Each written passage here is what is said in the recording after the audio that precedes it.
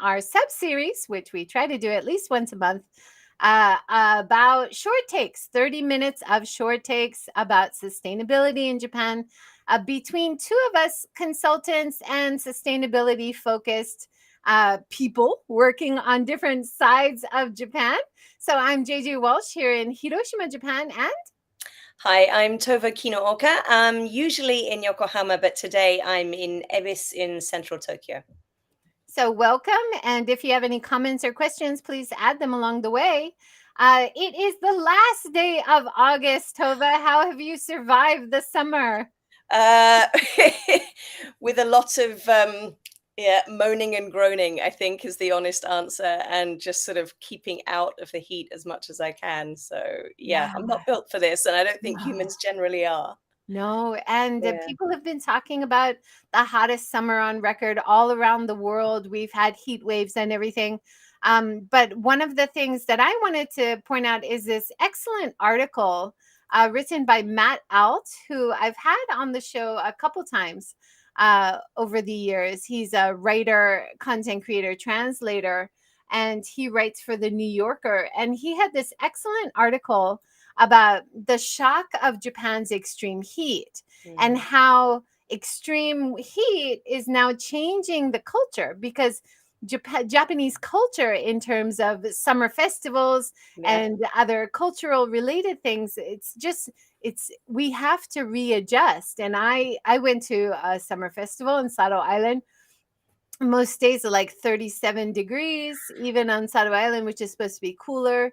The people at the festival were saying they had a lot of heat stroke, like people Mm. just not able to adjust, not used to Yeah. it. We have to shift the way that we deal with heat. And in his article, Matt's talking about it's really hitting and really killing a lot of elderly, Mhm. because especially this year the price hikes of electricity went together with the heat wave, the hottest every year. And a lot of elderly weren't used to using air conditioning and not turning it on, even if they Yeah. had it. And Mhm. then you've got other issues in Tokyo, like cutting down 1,000 trees for the Jingu Gaien project.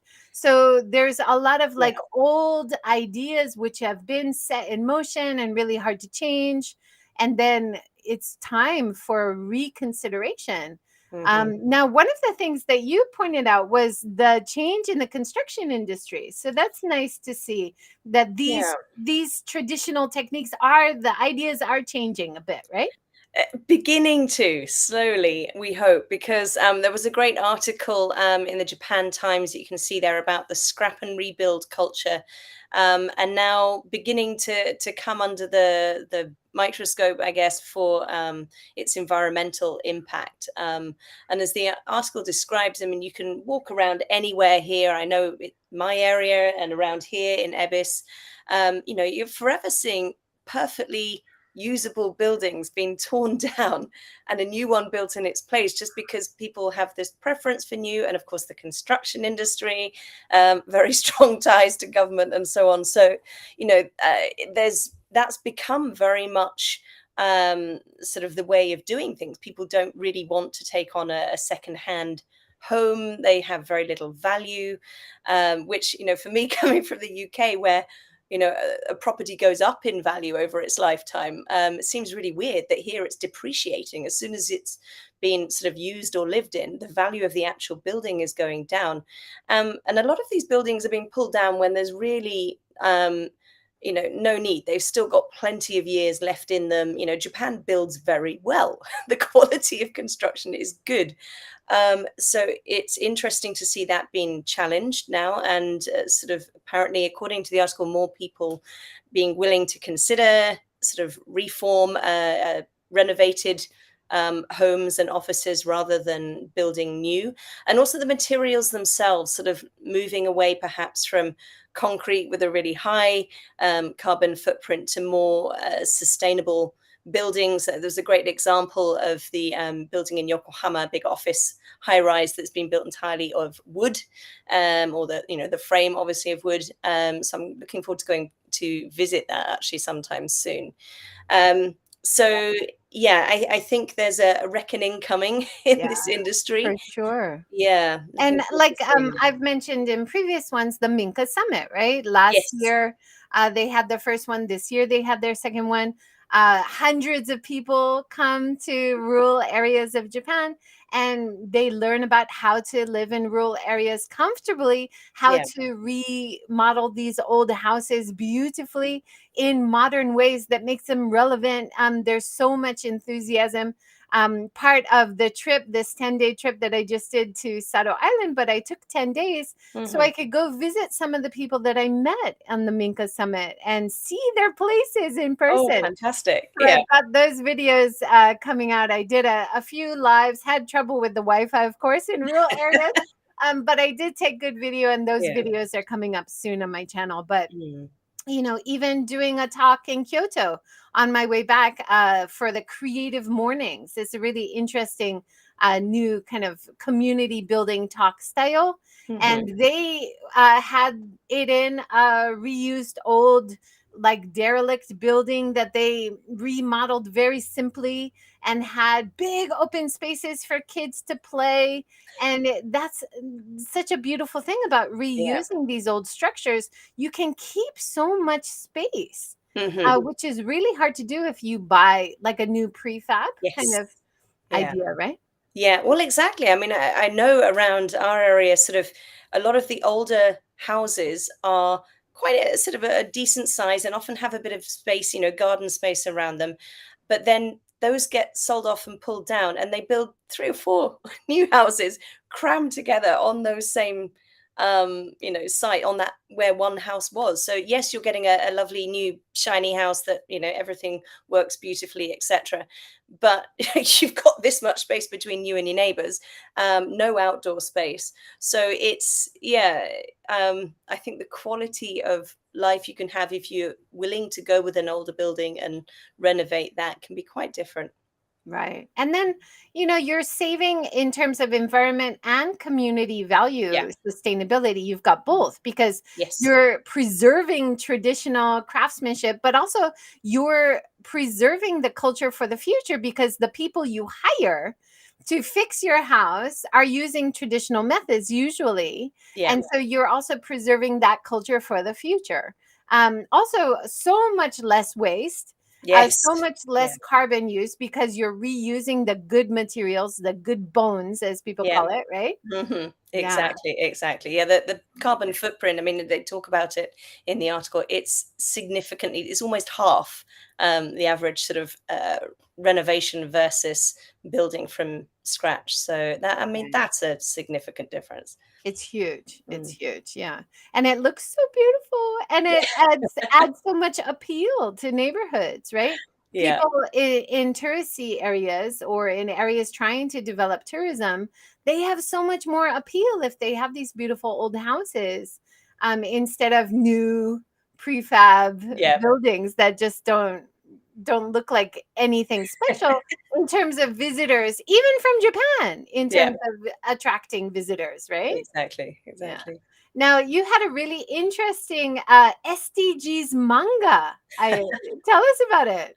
So the survival series of manga, which some people watching might be familiar with, I think it's written actually by people from South Korea, but it's hugely popular series in Japan, and they've got them on all kinds of topics. And both my daughter when she was younger, and now my son who's almost 8, is so into this. It's got fun little characters. It's beautifully drawn, as you can see. But this SDGs one, my son picked up recently and chose that, so I was very happy about that. And I was a bit skeptical at first. I don't really, I'm not a manga person, I have to say. But actually, when I started looking at it, it's really good. And it there's a lot of sort of SDG talk, I think, in schools, which is a very superficial level.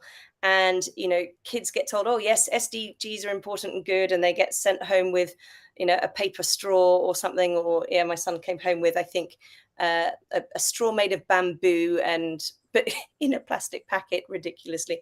I know. And so there's this sort of SDGs washing, I guess, going on, which is almost more dangerous because then people think they're doing good stuff, but actually it's nowhere near enough. But this actually goes a lot deeper. So it'll introduce the topics of each of the SDGs in a fun way that the kids can understand and relate to, have a laugh about, because the characters are getting into these crazy situations.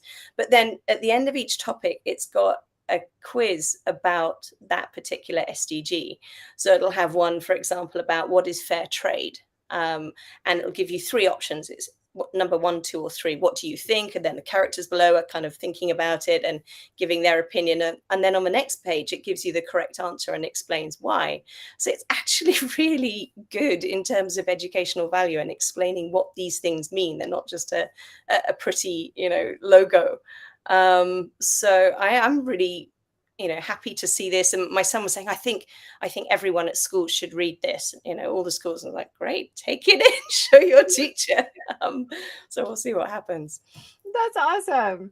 Now, going to summer festivals, I did, try my best to be a sustainable festival goer. Now, even if your festival isn't really focused on SDGs, using a lot of plastic, one thing I was trying to look for is things that I could just buy and have in my hand or on paper in terms of food. Mhm. When I was handed my first plastic cup, I was like, okay, that's my festival cup. Yep. And then I kept washing it and asking the next vendors, can you use the same cup? And they were like, yeah, great idea. Why don't we Mhm. do that next year? And then I talked to the organizers and they said, actually, in previous years, they had done the reusable Interesting.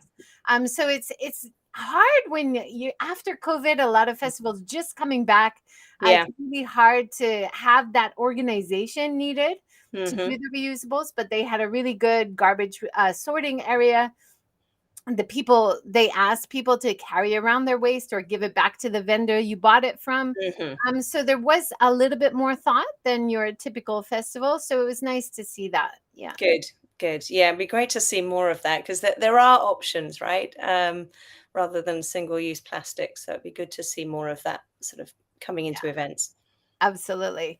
Now, one thing I've got coming up this next week is I'm talking, and Tova, you're based in Tokyo, but I'm moderating a panel talking about even in Tokyo, how can you get out into the more rural, quiet, natural spaces, even in Tokyo? And on the panel are some amazing panelists, John Dobb. Most people know him. He's a YouTube creator, one of the most prolific. I think he makes a video like every week for more than 10 years. He's been all over Japan and he is based in Tokyo. And a lot of his videos are going to lesser known off the beaten track Hmm. areas. Another person on the panel, Christina Demina, she's amazing. Her following on Instagram. She also writes for Matcha. And if you look at her Instagram, she describes herself as an over tourism avoider and the rural Japan enthusiast, right? Hmm. And she's got some great insights for places even inside Tokyo. Yeah. That just you can't believe it. It's inside Tokyo. So we're going to have a lot of great insights. Another panelist from Inside Japan Tours, Robert Moran. Now, Inside Japan Tours is one of the few companies in Japan with B Corp Ooh, certification. great. And he is the global sustainability manager. So he's going to talk more sustainable travel focused as well, give some insights. Hmm. It's free to join. So I'll put the link here. You have to pre-register. And they will have some interesting polls as we're doing the talk show. It'll be live, but yeah, private, just for people who register. Yeah. But they've already started some of their polls. So Tokyo is a destination where you can enjoy forest bathing, getting out to parks, doing outside onsen, hot springs, or going to Huh. different islands as well. That's Yep. all technically in Tokyo. We'll be talking about all these. Most popular is forest bathing, which was fun to see. Brilliant. Have you found some lesser known remote areas of Tokyo to enjoy in all your years there? I don't know, because when I come to Tokyo, it tends to be for work usually. So I'm stuck in office buildings. Although, we do sort of go to parks like Yoyogi or the Odaiba area. We've got some parks there, Shiba Koen and stuff. There are little oases. But I'm fortunate that I live in, Yokohama area where we've got quite a lot of green actually. And near us, there's a huge park called Kodomo Shizen Koen, which is kind of children's natural park, nature park. And you can just go off on little trails in that, and you wouldn't know that you're in a really urban area. Actually, it's brilliant. We're lucky. Yeah, amazing. And one of the places John is going to talk about, it's technically Tokyo, but you have to take a 24-hour ferry to get there. And it's called I know the the one. Galapagos of Japan, the Yes. Ogasawara Islands. So I'm excited to see his videos and photos as he talks. Amazing. Fantastic. Now, you also, let's shift a little bit, talk about compact agriculture. What is this about, Tova? Well, this is interesting because there's been a lot of talk about, obviously, sort of food security is a major issue globally with all the fires and the extreme weather we've seen, droughts and floods and things like this. A lot of crops are getting into trouble. Japan is, no different. We're seeing extreme heat. I know my garden has really, really struggled this year to produce anything. Things have just fried in the heat. It's just too hot. So this came up actually. I sort of found the link through the article I was reading about the building and the wooden buildings and how that's moving. And they've got this sort of concept, which I've seen in other places as well, but for compact agriculture where food can be grown in an urban environment in a very compact way. And using renewable energy, sort of recapturing water, sort of cycling the air with inside, and sort of so it's very clean, it's very safe in that sense. The food, you're not needing to use pesticides and stuff because it's in a controlled environment. Okay, it's not sort of natural and out there, so it's maybe a bit of a weird concept for someone like me that grew up on a farm. But I could see this actually having a lot of benefits, and particularly if we're thinking about food security, particularly in somewhere like Japan that has to import such a large amount of its food, and with weather systems becoming less stable, things like this I think are going, we're going to see more of it. And so companies that are pioneering this kind of approach on a viable commercial scale. There are a lot of great small scale solutions out there, which is wonderful to see. I know people like John Walsh are doing a great job with sort of urban gardening and getting companies and schools involved in some small scale projects like that, which is a really brilliant thing, and gets people also more connected to how food is produced. But I think we're going to need a lot more than that. So it's interesting to see sort of how that space is developing, look at what the options could be. One thing I liked about this project from Obayashi is that it's not just in a closed off building that nobody sees, right? So they've tried to make it so that there would still be sort of visibility, that the greenery would be visible to the local community and residents, so that people still feel connected. They're seeing how the food is growing. So they're understanding more about the natural cycle rather than just seeing something on a supermarket shelf and having no concept of how it's produced. And also, I mean, if it's produced locally, you haven't got the carbon footprint and the issues of transportation, logistics there, food loss, and a lot of that happens in the transportation phase. So it would also get around issues like that. So I think a lot of benefits. It's still evolving, but I'm really curious to see how this moves, and hopefully quickly to Yeah. a really viable commercial scale. Yeah, it's really exciting. And it's interesting.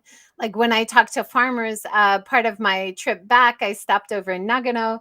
I talked to Heather Fukase of Nagano Naturally and visited her on the farm. I've got great footage that I'll be uploading on my channel. But she talked about how even in Nagano, famous for apples, the Mm. apples have been burning in the Right. sun. Yeah. Yeah. There's extreme heat, the hottest ever, so they're having to really reconsider how they grow crops. She does everything organically, and she's very proud of that and Yeah. excited. And all the other farmers at first, when she started, told her it's never going to work, and now she's converted some. Like Brilliant. they're like, Good. "Wow, Yeah. how are you doing that?" But she said one of the interesting reasons she got really excited about farming in Nagano is her neighbor, when they moved there, never had to water her plants. Huh. That she was like, "I'll help you watering." And the 90-year-old lady was like, "I don't ever water my plants. That's why farming in Nagano is great." But, places that have never had rain or Yeah. water issues, climate is changing. So now it is a Yeah. concern, right? Yeah. Yeah. So the Absolutely. whole system really has to be reconsidered. But people on the ground, like farmers, they're ahead of the game because they Yeah. see it every day, right? Absolutely, absolutely. And I don't think there's enough understanding yet, in the general society of the challenges farmers are dealing with. And, farmers, I get very frustrated coming from a farming background. And, my brother-in-law is still a farmer. But, you know, when people are saying, oh, well, farming's responsible for all these, the pollution and emissions and this, that, and the other.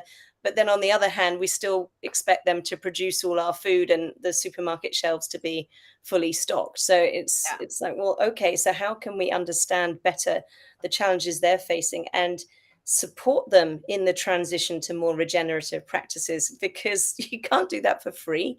It takes Absolutely. a change in understanding, in building knowledge in new practices, but also it might well require investment in new technology and machinery and stuff as well. So that is not very well yet understood, I think, outside farming in general.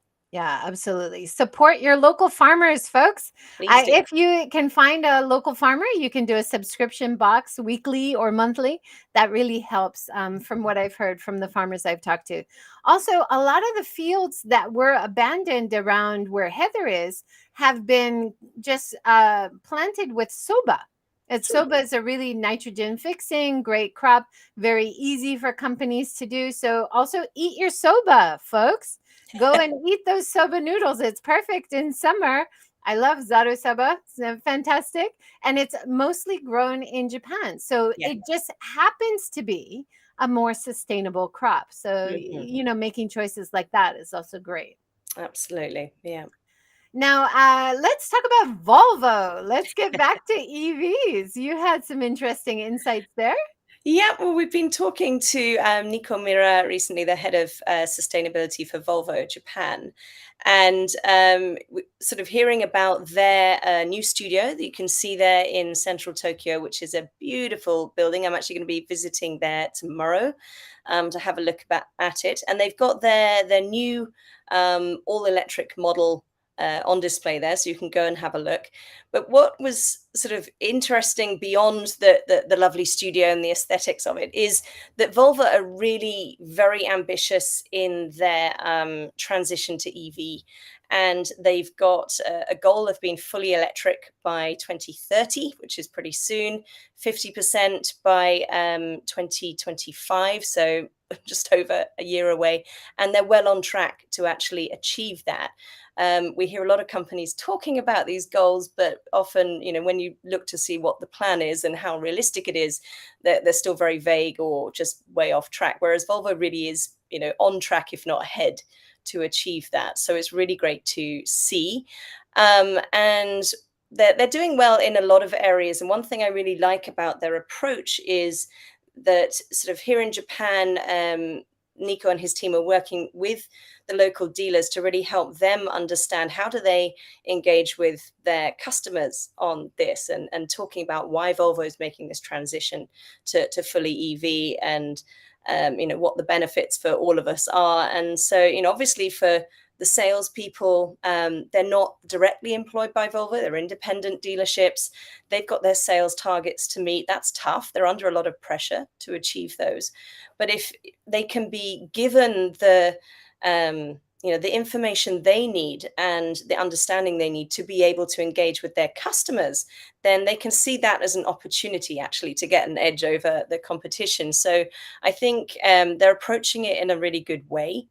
And as a company, I'm just really pleased to see that they are really kind of making ambitious goals and are properly setting their science-based targets and sticking to those. So good to see. And I'll upload some pictures and stuff tomorrow when I go and visit.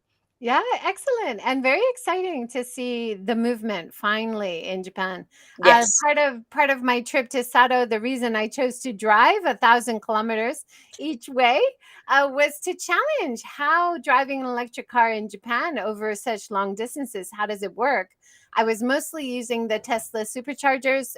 They're staggered about 200 kilometers away along that route. Absolutely no problem there. But once I reached a remote island, there was no Tesla chargers. Luckily, there was a Nissan dealer. I was able to sign up for Nissan's 500 yen a month so I can use all the charging network. There's a lot around Japan. So Mhm. it was, I'll be doing an article and videos about this, but it was a lot easier than I expected. I didn't have too much panic, especially once I got the card. I could use any charger. I had a lot more relaxed Mhm. feeling about my distances. But Japan is really well set up for electric cars. So really, with that foundation, we've got a lot of companies that can start offering great cars, hopefully. Right. Well, they're running out of excuses now, right? Exactly, exactly. Infrastructure is not going to be one of them anymore. So yeah, let's see more companies raising the bar, please, particularly the domestic ones. Yes, Mm. absolutely. Now you had a One Young World event in Belfast? So this was the send-off for the Belfast Summit.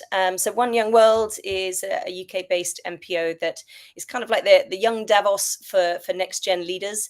So the summit happens in a different city around the world every year. And this year it's in Belfast in Northern Ireland. And it's actually the 25th anniversary this year of the Good Friday Agreement that ended what was referred to as the Troubles, the conflict in Northern Ireland. So the One Young World Summit will be part of that, and there'll be a big focus on peace and conflict resolution, as well as other really important topics like climate crisis, food security, mental health, and so on. So from Japan, we've got over 100 delegates.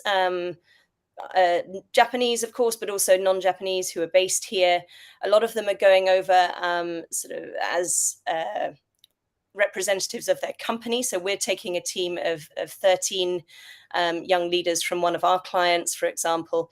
And as well as going to the summit, they'll also be working on an SDGs focused project. So sort of sustainability entrepreneurship program that runs for 9 months, with the summit as a really key element of that. So we had the send-off event in Tokyo last week, and we'll be off to Belfast at the beginning of October for that.